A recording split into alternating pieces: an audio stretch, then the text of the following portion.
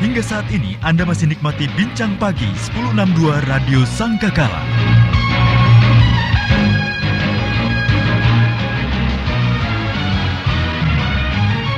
Sebelum 62 The Voice of Love, Kekasih Tuhan masih melanjutkan kebersamaan kita dalam program Bincang Pagi bersama dengan Pendeta Rufinus Pangaribuan. Yang itu Pak? Iya. Nggak tahu, ini dia kesenggol sedikit mati Pak. Sensitif berarti. Gak mau disenggol-senggol. Ya, kami sedang berbincang tentang harta kesayangan. Harta kesayangan siapa? Harta kesayangan Tuhan. Anda dan saya bisa menjadi harta kesayangan Tuhan dengan syarat tadi di Keluaran pasalnya yang ke-19 ayat yang kelima ya. 1 sampai 9. Kita fokus dulu di ayat yang kelima. Sungguh-sungguh mendengarkan firman Tuhan dan berpegang pada perjanjianku. Kata dan itu menunjukkan bahwa itu satu paket, tidak bisa dipilih salah satu Pak ya. Nah, harus salah dua. Harus dua-duanya. Dua-duanya ya. Iya. Sungguh-sungguh mendengarkan firman Tuhan itu yang seperti apa, Pak Rufinus? Jadi sungguh-sungguh mendengarkan firman Tuhan itu artinya firman itu menghidupi kita gitu loh. Jadi firman itu kita taruh di hati kita. Nah, bagaimana kita bisa sungguh-sungguh dengan firman Tuhan? Maka kita harus tiap hari itu ada suatu aktivitas. Katakan seperti sekarang ini ya. Mungkin kita kena sekarang ini di PHK sementara ya. Kita banyak waktu. Nah, tiap hari kita harus bergumul dengan firman Tuhan. Baca firman. Ya, baca firman. Ya, karena Alkitab kan bilang tuh bahwa iman timbul dari pendengaran akan firman Tuhan. Nah, kan gitu loh. Nah, ketika kita banyak waktu untuk membaca firman Tuhan. Nah, firman Tuhan itu yang nantinya akan menghidupi diri kita gitu loh. Kalau selama ini kita mungkin baca firman Tuhan ketika di gereja aja itu pun kita nggak ada fokus. Sebenarnya nggak kelihatan, saya buka absen lah sama pendeta lah. Absen gitu kan gitu. Tapi kalau sekarang enggak, betul-betul kita punya mesbah pribadi dengan Tuhan. Yaitu mesbah pribadi. Karena ada ayatnya berkata itu dikatakan di Yosua ya. Janganlah kamu lupa memperkatakan kitab Taurat ini, tetapi renungkanlah siang dan malam. Jadi betul-betul firman itu tiap hari kita gumuli. Nah, itu yang dimaksud dengan sungguh-sungguh. Sungguh-sungguh mendengarkan firman Tuhan ya. Jadi bukan sekedar baca selesai. Yang penting saya kan sekarang ada gerakan bagus ini ya. Gerakan membaca Alkitab sehari ada yang 5 pasal, ada yang satu periko, iya, begitu. Ya, betul. Tapi tidak berhenti di situ ya. Bisa, harus betul-betul kita baca dan apa message Tuhan di situ kan buat gitu kita. Nah, buat kita gitu. Ya, pasti ada. Nah, seperti yang sungguh-sungguh mendengarkan firman Tuhan itu artinya gini, firman itu menjadi kesukaan kita gitu. Manusia itu kan hidup bukan hanya dari roti saja, firman Tuhan katakan, bukan dari hanya nasi pecel kan gitu ya, ya kan? Tapi nasi rawon, nasi enggak ya. Hidup karena firman. Nah, gitu. Terus di dalam dalam Mazmur 1 ayat 2 jelas dikatakan, tetapi yang kesukaannya ialah Taurat Tuhan. Nah, kesukaan. Nah, itu. Dan yang melakukannya siang dan malam. Merenungkan Taurat itu, gitu, merenungkan firman itu siang dan malam. Jadi betul-betul itulah yang dimaksud dengan sungguh-sungguh mendengarkan firman Tuhan di gereja nantinya kalau kita kembali ke gereja misalnya, ya. Jadi siapapun yang menyampaikan firman, kita fokus. Waduh, pendetanya cuman gini, ngomongnya gimana gini, akhirnya, nah itu nggak sungguh-sungguh gitu loh. Ya, jadi itu yang dimaksud. Ya, jadi yang dimaksud dengan sungguh-sungguh mendengarkan firman. Yang pertama, yang kedua, berpegang pada perjanjian. Nah, bagaimana kita percaya janji Tuhan kalau kita nggak sungguh-sungguh mendengarkan firman Tuhan? Jadi seperti tadi saya bilang, ini satu paket. Nggak tahu apa janjinya kalau kita nggak mendengarkan firman. Iya, itu janji apa ya sama saya? Ya bacaan Alkitabmu. Nah, kan gitu. Terus apa benar nggak janji ini? Kan gitu dah. Apa benar nggak janji ini? Nah, bagaimana kita bisa tahu? Iman timbul dari mendengar firman Tuhan. Jadi bagaimana bisa berpegang pada janji Tuhan itu karena iman. Nah, bagaimana iman ini timbul? Alkitab sudah jelaskan. Maka kita harus baca firman-Nya. Jadi satu paket ini, nggak bisa dipisahkan, nggak bisa hanya sekedar mendengarkan, nggak bisa Selesai, hanya sekedar ya. selesai kan. Tapi ada step berikutnya. Jadi orang yang sering membaca firman Tuhan, orang yang serius dengan firman Tuhan, orang yang kesukaannya adalah firman Tuhan, otomatis imannya akan timbul. Nah, imannya akan timbul, dia akan punya kekuatan janji Tuhan. Seperti kejadian sekarang ini, kita justru percaya janji Tuhan bahwa Tuhan akan pelihara kita.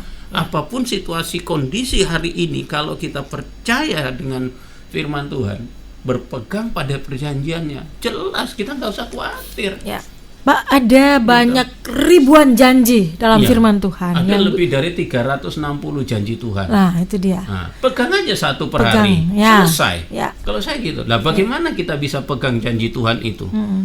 Ya kalau kita nggak ngerti firman-Nya. Pak Rovinus, ada banyak orang bilang, saya sudah baca firman, saya sudah renungkan, saya pegang juga janji Tuhan, Pak. Tapi kok ternyata kondisinya berbanding terbalik dengan janji Tuhan. Contoh, betul. Tuhan akan menyertai kita. Hari ini Mazmur 91 beken, Mbak. Waduh, sebelum corona ini ribut saya sudah nyampaikan itu. Tapi coba kita lihat Mazmur. Coba kita lihat Mazmur. Saya pegang loh Pak janji itu, Pak. Bukan. Orang banyak dia hanya pegang janji Tuhannya, tapi dia tidak melakukan. Padahal firman Tuhan itu jika maka ya. Jika kamu begini maka ada sebab akibatnya. Betul. Sekarang coba kita lihat Mazmur 91. Ya, Mazmur 91. Coba lihat ayat 1 dan 2-nya. Itu orang banyak tidak melihat. Orang cuma ambil 3 sampai 8. Nah, itu dia. Coba lihat 91.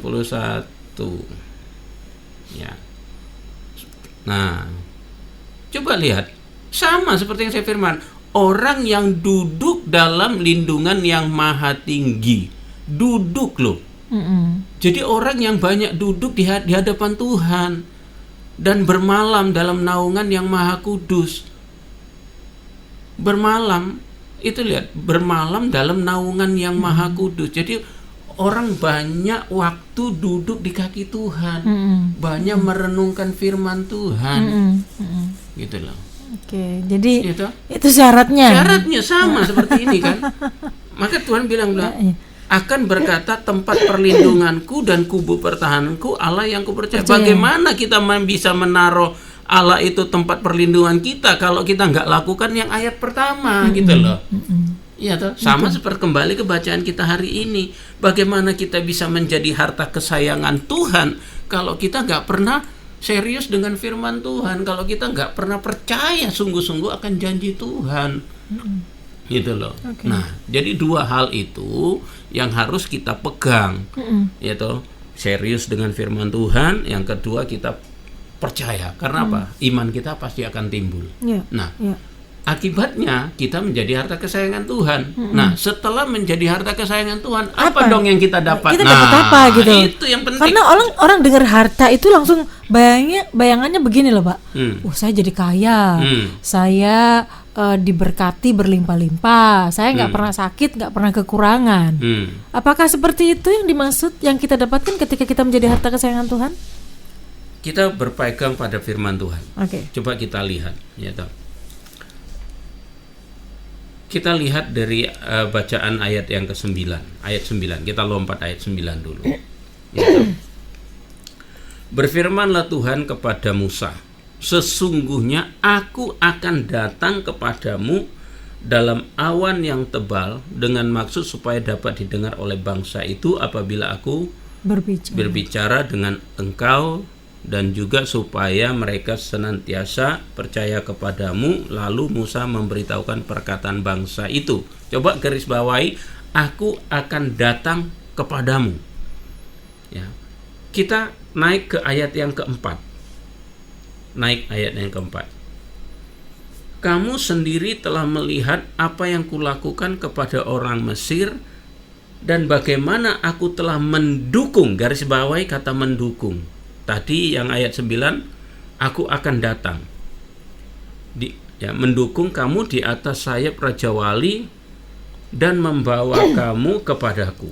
Nah, dua ayat ini, ayat 4 dan ayat yang ke-9 ini, ada kata mendukung, ada kata aku akan datang kepadamu. Iya kan? Nah, artinya apa di sini? Yang saya percaya, orang yang menjadi harta kesayangan Tuhan itu hidupnya akan mengalami pimpinan dan penyertaan Tuhan. Dia akan mengalami pimpinan, dukung, di backup Tuhan loh. Ya, Tuhan bilang aku akan datang kepadamu. Jadi hidupnya akan dipimpin, hidupnya akan disertai oleh Tuhan. Ini yang spesial. Itu luar biasa loh Pak. Loh iya. Kita kalau misalnya di backup sama petinggi di Indonesia ini saja kita bangga loh. Dulu saya waktu sebelum TMP Time Money Policy, ya, hanya dapat rekom disposisi aja udah berani bawa ini kemana, ke perusahaan-perusahaan BUMN kan, untuk dapat proyek. Iya kan? Itu manusia. Nah, kalau kita di backup sama Tuhan, kalau kita didukung sama Tuhan, kalau Tuhan menyertai kita, diundang sangkakala, datang untuk menyampaikan firman, jangan di-cancel. Iya kan, banyak orang cancel kan gitu. Nah, jangan di-cancel kan gitu loh. Iya toh. Waduh Mbak, maaf ya, ada corona aja, saya nggak melayani dulu, di rumah aja. Iya toh. Bukan saya ngomong loh ya, bukan saya ngomong loh ya. Kalau saya malah justru jadwal saya yang di-cancel. Kalau saya malah enggak, suruh kirim kemana, ayo itu. Saya akan berangkat gitu. Karena apa? Karena kita backup, Tuhan. Kita didukung. Sama dengan pekerjaan saya hari ini. Saya nggak pernah takut tuh bahwa order saya akan hilang, bahwa job saya nggak ada, enggak tuh. Happy aja saya. Pak, kita tahu bahwa Tuhan itu membackup kita ya. Itu firman Tuhan, janji firman Tuhan, dan firman Tuhan itu ya dan amin. Cuman kadang-kadang ya saya bilang, kita ini dibawa ke situasi yang rodok-rodok ngeredek gitu ya. Memang ya. Memang. Itu jujur, iya memang. Dan tidak selalu mulus kan ya. Betul, nah, betul. Banyak orang itu berpikir begini, Pak, seperti tadi kayak Bapak tanda tangan itu kita bebas berani kemana aja dan pasti gol. Kenyataannya kalau Tuhan yang backup itu tidak selalu seperti itu, Pak. Betul. Itu yang bikin orang rodok gemeter. Nah, betul. Karena apa? Karena Tuhan itu nggak mau kita ini menjadi anak sembarangan, anak manja, kan gitu loh. Coba waktu zaman dulu, kenapa Indonesia Krismon 97? 9798 ya? Iya, 9798. Karena banyak pengusaha manja dengan saya punya backup, sudah mentang-mentang dia pergi ke sana pergi kemari, ya toh, minta proyek sama, ya toh, akhirnya dia manja, sehingga apa? Hasil daripada proyeknya tidak akan pernah bagus. Karena apa?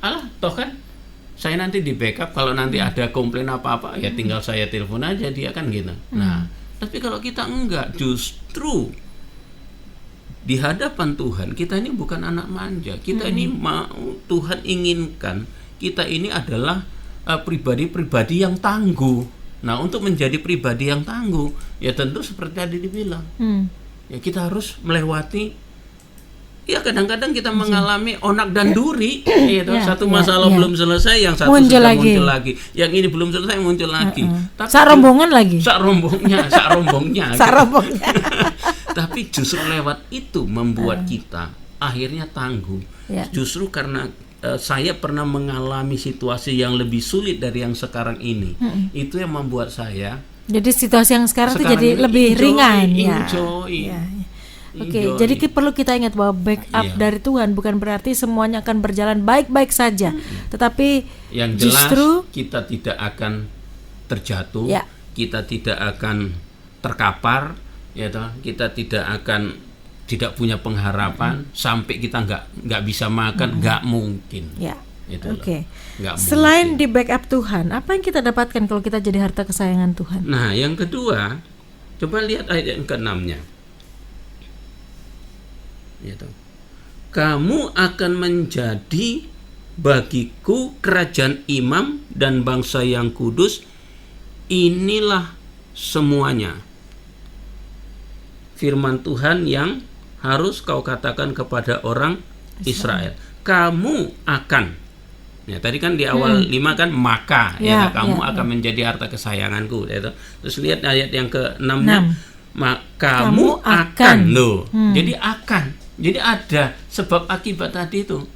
Gitu. Ketika kita menjadi harta kesayangan Tuhan, maka kita akan menjadi imam,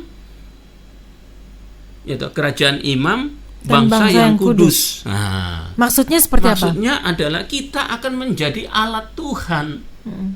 Sebagai imam, kita menjadi pribadi-pribadi yang akan dipakai Tuhan membawa orang-orang yang tidak percaya kepada Tuhan untuk menjadi percaya. Bicara sorga itu bicara kerajaan. Jadi kita ini adalah orang-orang yang kudus, artinya orang-orang yang dikhususkan Tuhan untuk menjadi alat Tuhan yang akan dipakai Tuhan, ya toh, menjadi alat Tuhan untuk membawa orang-orang yang tidak percaya kepada Tuhan menjadi percaya. Dengan apa? Yaitu tadi dengan pola hidup kita. Dengan pola hidup kita. Ketika kita di dunia ini, kita ini kan orang-orang percaya ini adalah surat yang terbuka. Ya toh? Surat yang terbuka. Ketika orang melihat, loh, orang ini dalam kondisi corona gini kok hidupnya happy ya, tidak terbeban ya, tidak TPS ya. Lah orang kan akhirnya heran kan gitu loh. Ya, akhirnya dia datang.